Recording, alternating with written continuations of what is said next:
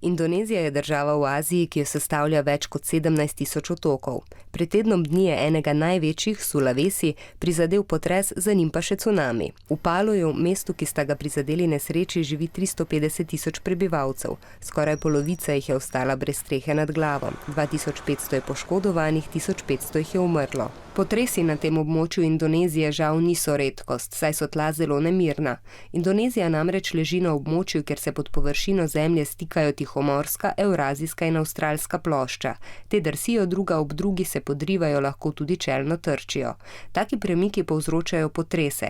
Kadar je žarišče potresa globoko v morju, nastane cunami, majhen in dolg val, podobno kot če bi vrgli kamen v vodo.